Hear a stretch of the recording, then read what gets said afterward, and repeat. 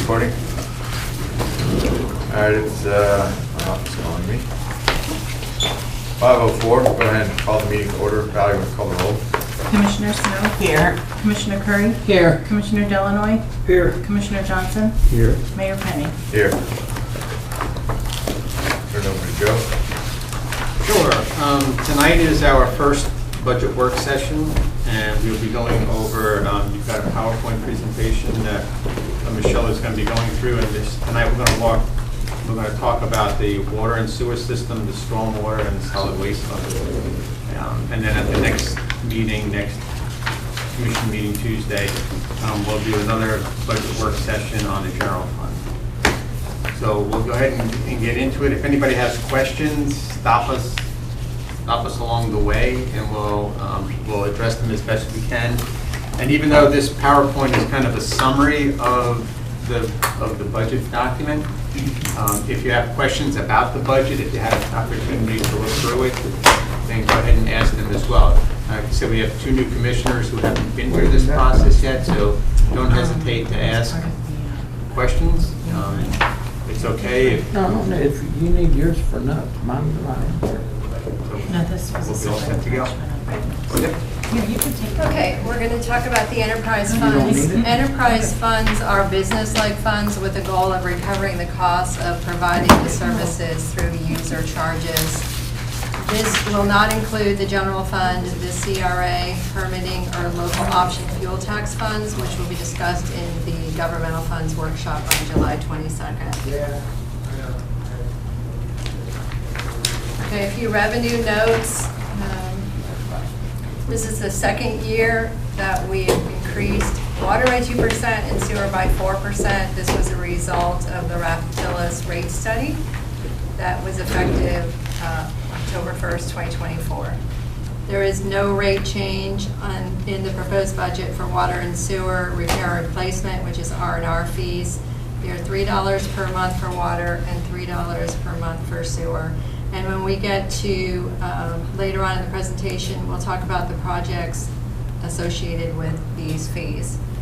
And there is no rate proposed for the current annual rate of $96 for the stormwater assessment. Should we consider that? That's what I was going to say. Okay. You're going to have to do a study. You can't just arbitrarily up that number. So we'll have to at least get some comparisons from what other cities are.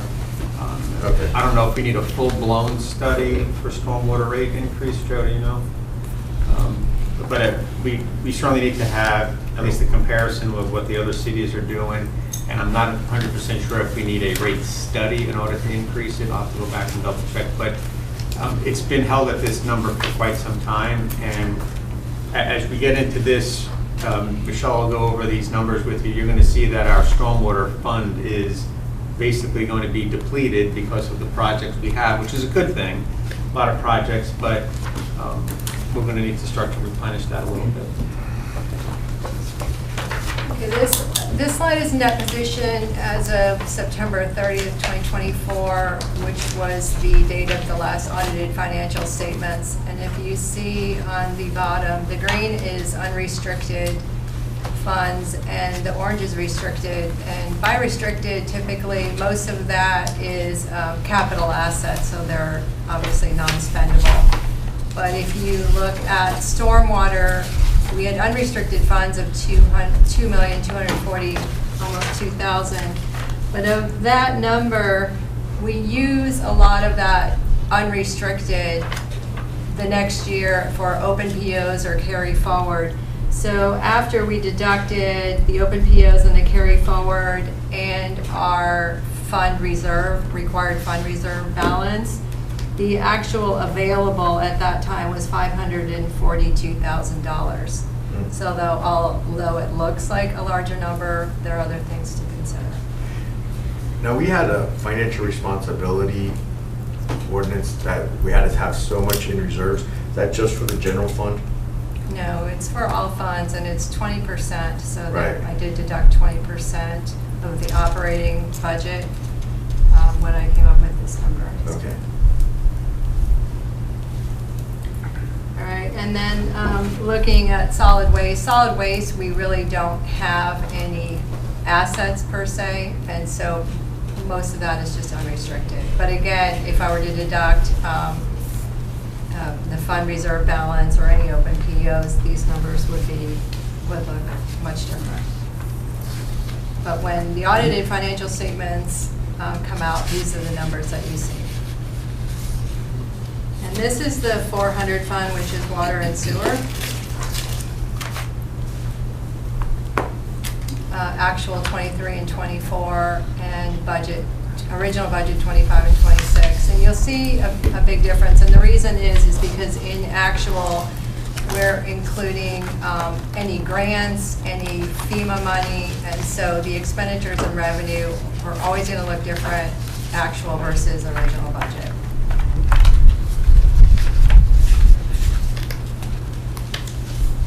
And in this particular case, in 2024 and partly in 2023, we had ARPA funding, which we'll see again in 2025, because that's recorded as the money is actually spent. And this is a breakdown of major expenditures, again, in the water sewer fund. Although we did increase the rates for 2026 by 2% for water and 4% for sewer, when we were reviewing the current budget and the number of accounts, when I looked at 2025, I believe that the water revenue is a little bit high in that budget. So in 2026, this number is based on that review. And then we have, under the expenditures, we have transfers. We're projecting, well, based on the capital projects that we're going to present, we would like to transfer $1,689,000 to capital projects.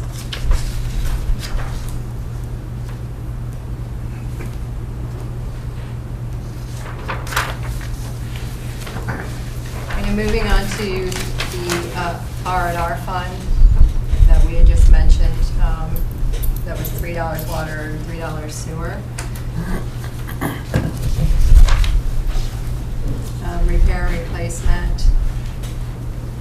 This is the transfers that you just saw from the water sewer fund coming in the proposed budget as revenue, the $1,689,000.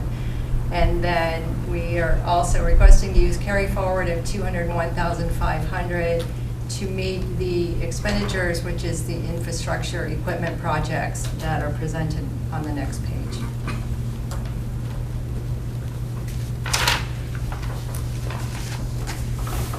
And these are the projects. This is a list of requested projects by Public Works Department. It's comprised of new projects. It's also comprised of annually recurring projects or projects that exist but we need to add additional funds to. And how realistic is that we'll complete those projects in that next fiscal year? Joseph, do you have a comment on that? Yeah, I'm not, let me just look at the different projects. Some of these are going to be carried forward projects. For example, the sewer lining, that's going to be an ongoing project. SB 64 is going to be a multi-year project. Resurfacing and manholes. We'll get those done this year, but there'll be more to come in the future years. But then you go to the hydrant repair, we spend about, between $20,000 and $40,000 a year replacing hydrants. The truncation project, we should be going out for bid here shortly on that, galvanized pipe replacement. We're finishing up the 3rd Street first phase, we'll be starting the next phase next year. So a lot of these projects will conceivably be done the next year. So if you remember, we had a work session and we ran down the list of capital items that mostly Public Works capital items. We did that not too long ago. I think maybe we did that in April, somewhere in that time frame. And we can do that again, is run down that capital list and show you the progress that's being made on all of these projects throughout the city. Because a lot of them are unseen, like Mark Giuliano used to say. A lot of them are underground, they're in the water, so people don't see the work that's getting done, but the money is being spent and it's being done But if we meet once a month, Michelle and I, Brian, Joseph, and Steve, we meet, we go down that capital projects list, and we get an update on what the status is, how far along it is, how much money's been spent, how much money's encumbered, what the balance is. So we see it on a monthly basis. They see it on a daily basis, but we see it on a monthly basis. And you only see it maybe half the year. So I can give that to you more often if you'd like, just to see the progress of what we're doing with those projects, if you'd like.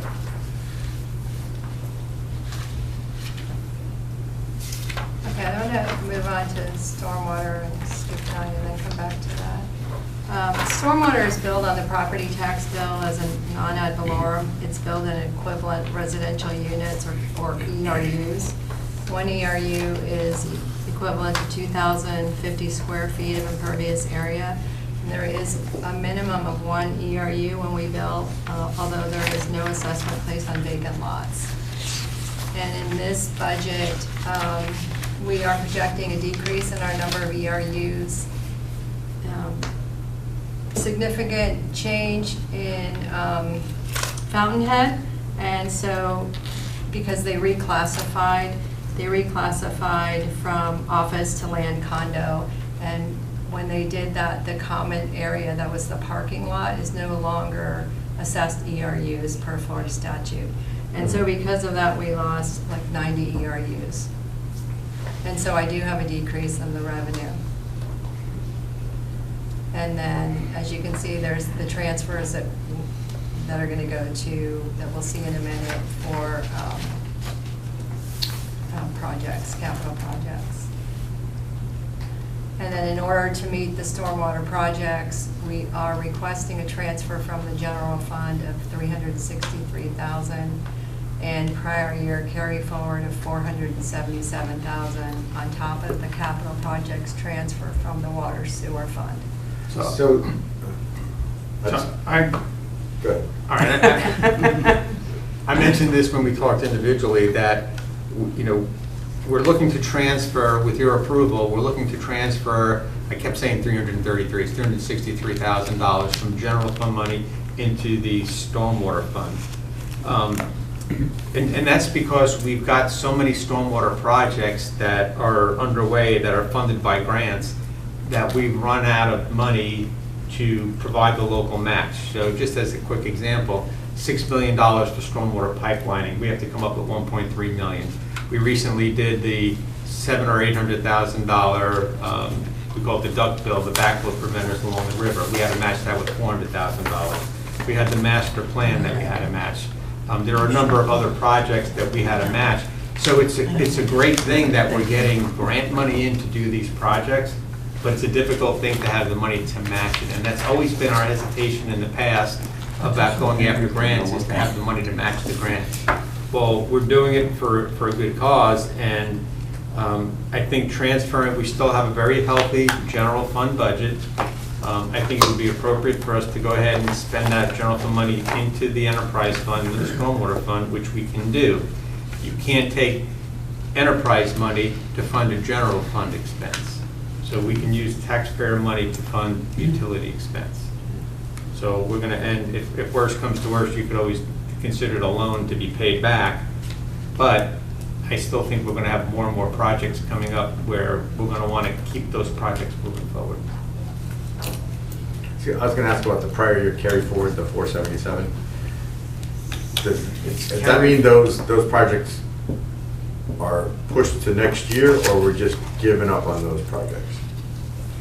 That prior year carry forward number, we did, when we were working on the budget, we reviewed the current stormwater projects, and some of them have an unencumbered balance, and so that unencumbered balance at the end of the year can then be used as carry forward for next year, and that's what that number is. So a project might be midterm, it's not completed, it's not closed out. Well, no. When Michelle came to me and said we're running out of money, we met with Steve and Joseph. Oh yeah, it was that kind of a feeling. And we sat down, we went through the stormwater priority project list again, and like I said, we have projects that are grant funded, They have local matches that are funding, we have money that's encumbered to pay for it, and then we have unencumbered money, which means we projected a cost for it, but we're not gonna dip into it. It's not gonna cost that much. Okay. So where we may have thought it was gonna cost, and these are just fake numbers, it was gonna cost $1 million, it's really gonna cost $800,000, so there's $200,000 of unencumbered money. Right. That instead of it sitting there, we now drew it back from the project, and we put it back in as a carry forward, or Right. reserve, and now we're gonna use it out of that carry forward to pay for this Right, year's right. project. But you may, once that project's complete, you may have a true up. You may have, We true up along the way, you know, as we're getting close to the project, we do a true up along the way. And sometimes if there's excess funds left over in a project and we needed to offset monies for another project that may be short on funds, we'll do an interfund transfer. okay. I have a question. At this point next year, I know you write a lot of grants. Do you see any other grants coming in that we're not preparing to I'll let manage? Steve answer that. Okay. Well, yeah, if, Good. I mean, I would certainly recommend we keep on looking for grants. Definitely. I don't want to lose the enthusiasm. for it. There's gonna be, Milton monies come available, that's probably gonna be around $80 million at the county level, so. Yeah. There's always community development block grants that are available, there's money out there. Some Okay. of these Okay. grants don't require a match. Right. Most of them do, but the other thing Steve does quite well is we'll try to match a state or a county funded grant project using some federal monies. So where we can match monies, Steve does a great job of trying to find those opportunities. I don't want this impact of what we're putting out to match to stop us from getting all the money we can. Even if we, as we talked today, have to borrow money to match. Yeah, I think it's. that's my thought. At yeah. some point, if even if it's a 50% match and we've exhausted our reserves, Well, the Milton money's only gonna be, 1 year, and we're gonna, Right. we're gonna have a narrow window to get, hopefully a couple $1 million Right. project going, so. right, but like. And what 50% match is huge. I get Or that. 75% Yeah. match. Right, but it's, in what I hear Commissioner Snow and myself thinking is that it's better to go borrow $2 million if you get a $2 million grant than lose that $2 million and have to pay the whole $4 million later in the day. Which is great, Absolutely. which is great in theory. We would probably do what's called an SRF loan, a state revolving fund loan, and take that money, which is typically a low-interest loan that the state gives to municipalities, as opposed to you going out and doing potentially a bank note or a bond. But there's a timing issue in that. There's two big issues that come with this. One is the timing of making sure that you can have the money in hand in order to match the grant, because if we don't have the money to match the Right. grant, we can't apply for it. And the second thing, dang it, You had it. I had it, it's in my head, just give me a second. We have to have the revenues to pledge to pay the loan down. So if we're gonna Right. borrow money, let's say we borrow $5 million, we have to have the revenues pledged to pay that down. If we Right. don't have the guaranteed revenues to pledge to pay it down, we won't be approved for the loan. Well, So, again, maybe, they come with maybe terms. possible to borrow from the general fund. Rather than transfer, borrow from the general fund. I gotta look into that, I don't know if you know the answer I to want that. you to actually talk to the auditor as well. Yeah, so, we'll check with the auditor, we have to check with, typically, we no longer have bond counsel like we used to. We would have to potentially even talk to bond counsel to see if we can do things like that. But that leads to the point is, we probably need to look at stormwater rates. Right. Increase, so you gotta build that reserve up. Well, build the reserve and have something to Right. bond against too, in Right. case we had to, or loan against.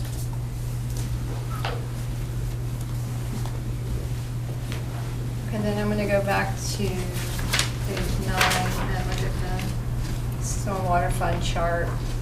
Actual 23 and 24, original budget 25, and now 26. And in the budget for 26, just to consider, this includes all revenue, which would include the transfers. And then these are the stormwater capital projects, the first one being the match that we were just talking about. So with that match, we owe about 1.3 something million to match the total of the $6 million grant from the CDB GDR, which is the Transform 386 projects. So Joseph initially approached the county to say, hey, let's spread this out over 4 years. That was met with resistance. They said the most we'll do is 2 years. So we're front-loading 75% of the match in the first year and 25% of the match in the second year in order to try and stay on target with their plan. It may be a 50-50, we don't know, but their attitude was, when we build it, we bill you, we want to get paid. So we want to have the money budgeted. And we plan the project in phases, so we cannot do certain phases to bring our budget down.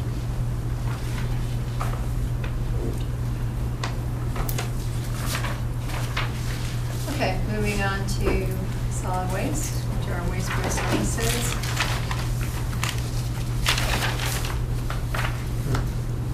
'23, you'll see the expenditures and revenue were higher. Part of that was Hurricane Ian. And then in '24, we still had expenses related to Hurricane Ian because of our Tetra Tech consulting and as we work to recover our FEMA expenditures. And we're currently working with Waste Pro on contract renewal. Yeah, we're in negotiations with Waste Pro. Bill Redmond is engaged with us. We've got a copy of an updated agreement. It's gone back and forth. We've made some comments on it. We've got a meeting tomorrow at like 2:30 or something like that to kind of go over some of the details of that contract. And hopefully, you know, the goal is to get this on the agenda for August so that the new rates or the new deal points will take place October 1st. Keeping in mind, the contract with Waste Pro expires in 2027. So what we're doing is we're going to give them a little bit of an increase 2 years earlier before the contract ends, in order for a reduced rate increase 2 years after the contract ends. So we're going to smooth it out. So the goal is to get to the going rate of $25 per customer. So we're going to get there over this 4-year period. So we've got a built-in rate stabilization rate, and then there's included in there, you'll have the typical CPI cost and the fuel component cost. So when we get to that, we'll be able to explain it in a little bit more detail. And Kim, we talked about eliminating recycling to cut the additional cost of that. It's an option, and Joseph brought it up as one of the things we're going to talk about tomorrow. Right now, did that bill pass? No. No. It didn't pass. Okay, that's the reduction in waste bill. We can consider doing away with the recycling component of our collections. That would save us roughly, you know the numbers better, About $250 a household in savings. But there's going to be a little tick up in the collection side because Waste Pro is going to say, well, we're not picking up that amount in recycling, we're going to pick it up in regular trash. So there's going to be a little bit of an additional cost to offset that, especially in the tonnage rate that's going out to the landfill. So we're going to look at it as an option. It's more of what's going to be a political decision for you because it comes with a bit of pushback from the community. Sure. That in a short period of time goes away. Right. Right. I was reading about this, and there are cities that provide drop-off points for their recycling. That's one thing that Joseph mentioned is if you Great want to minds. recycle. The county has drop-off points, and Right. the county has the responsibility for it, Yeah. but the closest one is the Tomoka landfill.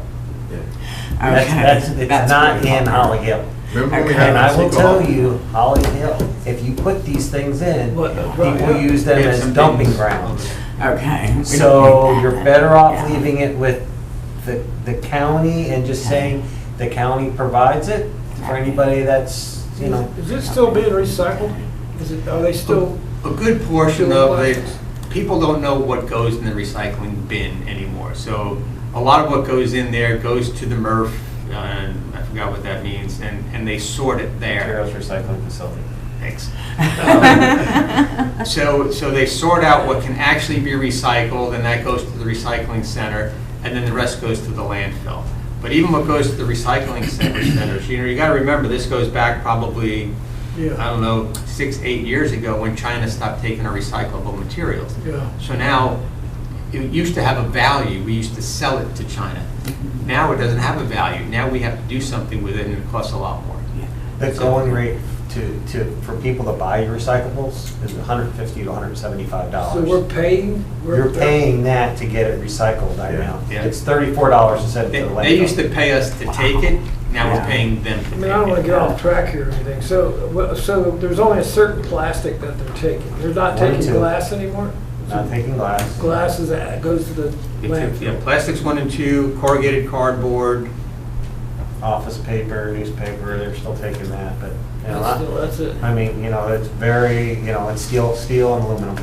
I mean, that's really the only things with value. Right. And with that, the only thing that you're getting paid for is aluminum, but it's aluminum so light. So we're paying to get rid of it? Yes. So we're paying for somebody to The take it and use it markets again? have completely gone away for purchasing it. It's now selling it. Yeah, I thought it was. I mean, I just wanted to make sure I knew what I was talking about. But yeah, that's what I kind of had thought. Figured, but I didn't know they were. And taking the glass. legislature changed in, don't quote me on this, 2017 or 2018. Yeah. They said they wanted a 75% recycling goal, and they allowed waste to energy to enter into the window. So, you know, some people are getting around recycling by saying it to a waste and energy facility, and you get an automatic 50% credit for every ton that goes in there. So, you know, we're recycling less than 2% in the city of Holly Hill. Whereas, you know, like I said, if we had an opportunity to go to incinerator, we could jump up to 50% right away. Right. But we don't have any option for an incinerator in Volusia Okay. County. All right, thank you. Okay, and this is the fiscal year 25-26 proposed budget by expenditure category. The mobility fee is a transfer from the solid waste fund to the local option fund to be used for paving. That's an internal transfer. Again, we've been doing that because the solid waste fund has been healthy, but even the solid waste fund is going down, and at some point you may decide, right, we're not going to fund paving from solid waste anymore. We're going to, you know, a lot of the cities are not doing paving programs because they want the community to get upset with their roads, so that there's an outcry for them to implement an infrastructure sales tax in order to handle paving. You know, nobody's going to worry about paving if we're doing it some other way. But if you don't address paving, then they'll start to consider some other method of funding in order to get to it. And this is the budget calendar for the rest of the year. Next workshop on July 22nd. And then adopting the tentative millage rate on September 8th. And the second public hearing on September 23rd. So like we talked about at a previous meeting, we built this budget around the current rate, 5.8. So right now, we're working on balancing the budget at a 5.8 millage rate. Any questions?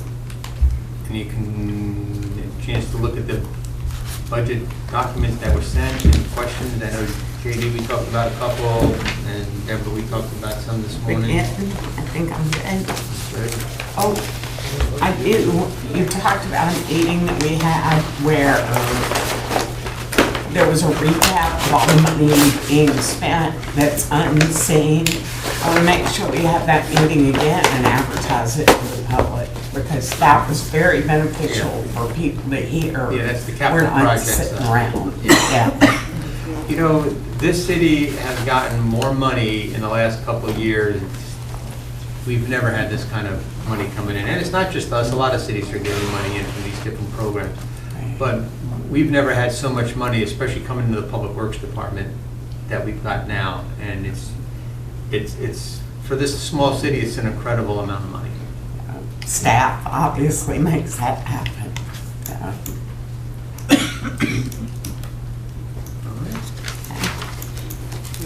We're out of here, I guess. Unless you have anything else you want to talk about while you have a captured audience.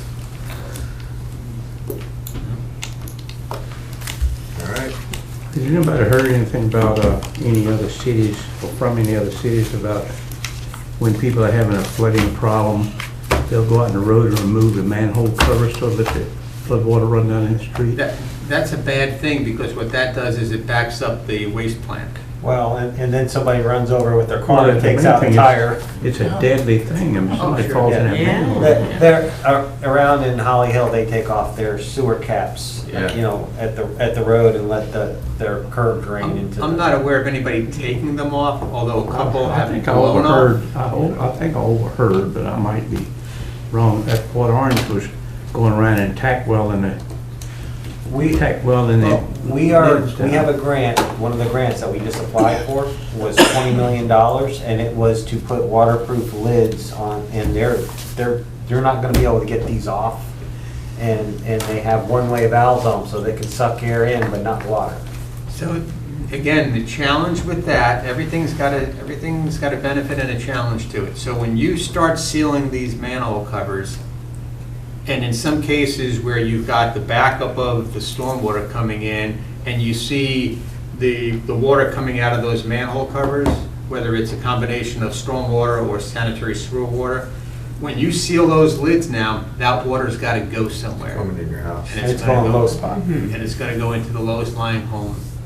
So sealing those lids is a good thing in one way, but it could cause another problem another way. so what I've heard is that people think if they move that manhole cover out of the way, to let the flood water run down and won't flood their area. Well, it Well, does, it's got to go somewhere though. But, Yeah, I so mean, they're flooding the general neighbor down the public don't street know with that. sewer, No. so. Yeah. They don't understand that. They just pull the manhole cover up and see the water running. Yeah. It's complex. We don't, There's other things we have to do to lock those lids down. yeah. So they don't see where's the problem at all. Looking at it. Yeah, we've had a couple that blew off, that the water pressure has popped them up. But I'm not aware of anybody in this city. There's quite a drop in some of those holes down quite a way. Well, during the hurricane, Ian and Milton, our system was completely overloaded with water. Completely And what? Overloaded with water. There was no air volume left. And, you know, if it starts up high, the low spot in the street, it's gonna leak out. So, you know, we're trying to get a plan to try to eliminate that in the future. And like I said, it's a multi-process to get that out. We're trunking lines, so we don't piggyback gravity systems to gravity systems, so it can't flow and fill up the systems. We're gonna go directly to the plant. There's all kinds of things we're working on. But it's gonna take a couple of years for all these plans. We've got engineering plans going on right now and bids and stuff we're preparing, but it's a real complex to put it together. One thing I wanted to bring up, Joe and I had a meeting with Daytona today about the Christmas parade Yay. and closing Sickler Avenue. And a previous workshop, or I talked about, hey, let's all get on a float. And then Joe and I were talking about, you know, this is gonna be the first time with the inflatables, that it might be kind of cool for the city commission to walk in the beginning of the parade with the first inflatable. No, I'm kidding. Yes, that would be fun. So, I mean, Sure. I'm not sure which one, I'm not sure what all entail, but just keep an open mind that, so. I thought you were going to say we all have to stand in the back of the truck, and that's my worst nightmare. So, We're gonna have 6 inflatable balloons this Okay. year. Yeah. My challenge now is finding groups of 6 people to carry them. So it Okay. takes that number of people, so I've got to try to find some people that are typically in the parade that would maybe just walk as a group. Maybe we get them to walk as a group, they can carry their banner still, but they'll also be responsible for carrying one of these balloons down. And what if we put together a group of 6? We get the first balloon. Well, John's thought was that that the commission as a whole would carry the inaugural balloon, the first balloon they would carry down the parade. Okay, oh, I was thinking, no, like I would get 5 other people. Oh, that would be wonderful. And we can do that too. We can do that too if you want. Yeah. It's just, the person that has the last balloon won't see any of the parade. Okay. So if you don't care about that, then you can certainly do that. So you got them scattered like throughout the parade. the balloons. Yeah. Yeah, the balloons will be scattered throughout, they're not Yeah, going to go makes in one sense. spot. All right. So as long as you guys have an open mind and are flexible, Yes. Joe and I decided that whatever we do this year, if it doesn't work, we'll change it next year. But we need to be flexible because it's a new route, Yeah. new challenges with the balloons and challenges with Daytona, but they've just been, hey, whatever you guys need, we'll take care of it for They you. seem So, very Great. So they had no Okay. problem with closing Sickler? no, they're gonna even bring the public works people out and block the road for Wow. us. And Yay. Yeah. Very Yeah, they good. were very accommodating. That's great. Okay. But, you know, the Daytona city manager and I spoke a couple months back, and he has this vision of growing this parade to go from City Hall to City Hall, Wow. which is about a 3.1 mile distance. So one year it would go from Daytona City Hall to Holly Hill, the next year it would go from the Holly Hill City Hall to Daytona. Very cool. And it would attract people from all over to see if there'd be a large parade. They did it over in the Haines City, Winter Lake Haven. Wales, Winter Haven area over there. There were Right. three cities that did it. And it was just an enormous parade. People wanted to be in it because it was such a big parade. Okay. What about bringing back the float judgment, you know, like putting out ribbons for? we don't have any floats in our parade. Well, you I used to gotta be do the something judge to for those inspire things. them, No, you know, something. to I hear you. It's just, most people put a bow on their Corvette and drive Well, I down. think They part give of them it a is theme and everything, and they still just. because a lot of the groups I mean, you were here when that. maybe don't have the funding Yeah. that they want. So So they're what happened? It just, people just Yeah. stopped registering to do a float, or they did it and they No, just no, didn't do we anything? did it with the school every year for, you Yeah. know, the 6 years our kids were in school, and Yeah. it was a lot of fun, but What made it go downhill per se, or whatever, you know, that It it, could be the staff that they have working on them. All the It old could be people a that number cared of reasons, quit. Yeah. funding. Because every year they're given a I'm theme, sure funding you is know, a big and they go factor. off that It's a theme. millennial It's easy attitude. for the band to march, It went with but the not test scores. a float. yeah, the parents are millennials now, and they don't care about that stuff. but you would register, right? I mean, you Yeah. say you register to Yeah, get the. they go for have, the on their first application, prize. they Float check, category. Do we you still have know. Check, float, No. float, and that would put them into the whatever, Right. for the float. And it just gradually just went to nothing, or it just Yeah, it just gradually less just and got less and less and less. I used to That would judge be that last. with me, Fred Yeah. Gerber from Gerber Jewelers, Gerberman. That's why and Phyllis I'm from Heavenly open for Cheesecake. anything. Is he Those are the driving? three judges. Is that good? And the one, No, you know, the old it's guy, Scott, tall from IT. Gotcha. He has driven me every year that I have been in the Roger Haley. That's Roger Haley. amazing. Yeah, He Paulie did it. He wasn't a judge, though. He might not have a job this year I now. don't remember. Because he picked the If school. I'm like gonna 3 walk, you times want in me a to row, I think, drive and me. People got frustrated with him. I think Pat. We'll tell him to get a little go-kart. Yeah. All All right. right, anyone have anything else? No. All right, you got 15 minutes. About Yeah. half the day.